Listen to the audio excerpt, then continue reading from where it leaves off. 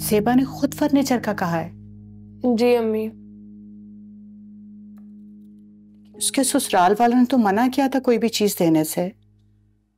फरहाना की खुद मुझसे बात हुई थी, उसने कहा बस जल्दी से शादी की तारीख दे दो, वहां सब कुछ है, किसी चीज की कमी नहीं है।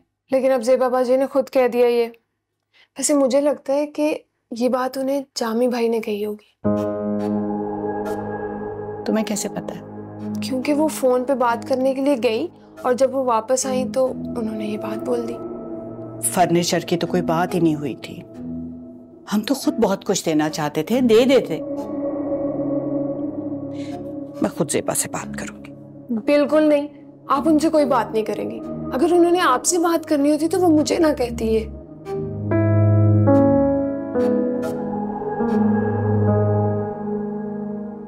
मेरा तो दिल चाह रहा है कि मैं फरहाना से फोन करके पूछूं कि आखिर ऐसी क्या जरूरत पड़ी थी पीछे से फर्नीचर का पैगाम कहलवाने की। जब मैं खुद सब कुछ देना चाह रही थी तो सब मना कर दिया। अब मखलावी आई बेटी को पीछे से फर्नीचर का कहलवा दिया। बहू ऐसी गलती मत करना। पहले वो थी तुम्हारी दोस्त, अब तुम्हारी बेटी की नंद है। और ससुरालियों से जरा एहतियात से बात करते हैं। अरे हम तो खुद सब कुछ देना चाह रहे थे, उन्होंने जल्दी मचाई हुई थी। लेकिन इसका ये मतलब थोड़ा ही है कि हम उसे कुछ देंगे नहीं। बस अब उन्होंने एक दफा अपने मुंह से मांग लिया है ना, तब जवाब से कहो कि जो भी जहेज का सामान है, फर्नीचर है, बिजली का सामान है, बर्तन है, सब मंगवाए और भिजवाए उनके ससुराल। वो तो सब कर लेंगे, लेकिन आप बस, मेरा तो दिल मैला हो गया है सच पूछे तो। इतने खानदानी लोगों को जेब देता है कि दामाद खुद उठकर चीजें मांगे। देखो बहू, हर खानदान के रीत रिवाज होते हैं और हर एक अपने आप को उसी के अंदर खानदानी समझता है। जिसको हम घटियापन कहते हैं ना, कुछ लोग उसको अपना हक समझते हैं। बहू, बहस करना बेकार है। अब हमें वो करना चाहिए जो समझदारी का तकाजा है। भाई बेटी ब्याह दी है ना, और जहेज देने की इस्तिताअत भी है, तो जहेज दो उसे, दिल मैला मत करो। भाई उसके ससुराली तो कोई यहां रहते नहीं, वो तो यही कहेंगे कि हमारी किस काम की है ये चीजें। बल्कि सुनो बेटा, तुम जवाब से कुछ मत कहना कि दामाद ने अपने मुंह से सब कुछ मांगा है। जवाब से मैं खुद बात कर लूंगी। मैं कह दूंगी कि सब कुछ जहेज मंगवाए उसका और भिजवा दे उसके ससुराल। तुम परेशान मत हो।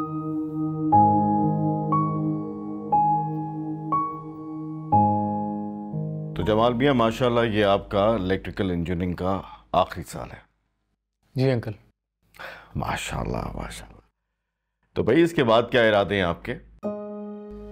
जवाद साहब, इसके बाद बड़े ऑप्शंस हैं इसके पास। कई मल्टीनेशनल कंपनी में नौकरी भी मिल सकती है, वरना बाहर निकल जाएंगे, क्योंकि इनका इरादा वैसे भी बाहर निकलने का है। और आपको तो पता ही है, इलेक्ट्रिकल इंजीनियर का एक्सपोजर जो है वो इसको बाहर के ममालिक में ज़्यादा है। जी जी, मुझे अंदाज़ा है कुछ। भाई साहब, आप लोगों से मिलकर हमें बहुत अच्छा लगा, और अगर आप इजाज़त देंगे तो इसी महीने मेरे वालिदैन अमेरिका से वापस आ रहे हैं, तो मैं उनको भी लेकर आऊँगी। जी जी, मोस्ट वेलकम, ज़रूर लेके आइए। यकीनन हमें भी बहुत खुशी हुई है आप सब लोगों से मिलकर। माशाल्लाह सभी पढ़े लिखे हैं। बस मैं ये चाहता हूँ कि मेरी बेटी अपनी तालीम मुकम्मल कर ले, उसके बाद ही हम कुछ सोचेंगे। नहीं, बिल्कुल बिल्कुल, इंशाल्लाह जब सब बड़े मिलकर बैठेंगे तब ये सारी बातें तय हो जाएंगी। वैसे भी मज़ीद तालीम के लिए उन्होंने अमेरिका तो जाना है। जी, चाय। ये रशीदा बाजी ले जाएं प्लीज। जी।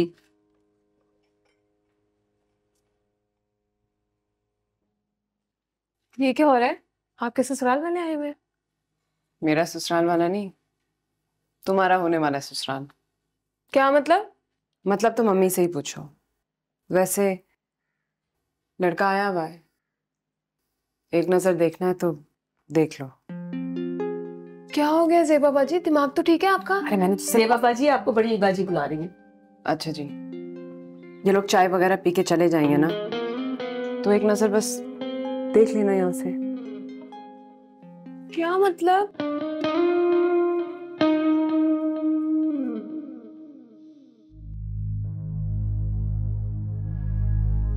बहुत तकल्लुफ़ात कर दिया आपने। नहीं नहीं नहीं, हमने तो कुछ अस्सलाम भी वालेकुम।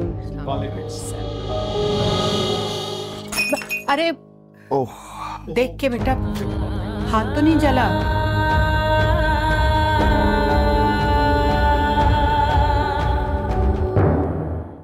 मेरे